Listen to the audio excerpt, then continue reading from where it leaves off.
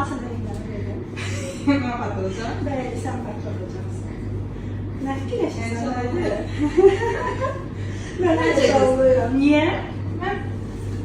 Böyle şey hissediyorum. Dünən yoldaşıdır ki, biz göstərdik. Sonra başına neynirlər göstərdik, bağlıyıq. Her bir harası 20 dakika göster. Ha, yoldaş da- 10 dakika göster. Yoldaş da gəl burada deyir ki, doktor 100% qızdır. Çünki yox, mən də bilirəm nədir. Bilirəm nədir, harada biz.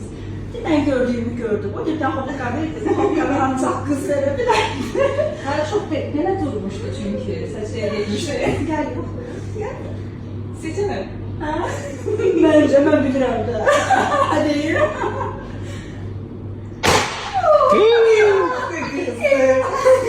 Hadi kızım hadi. Sen salamat gelsin desem. Onu nasıl geylerdinden bu kadar emin miydin sen? İstenme, istenme. Ağzını sen de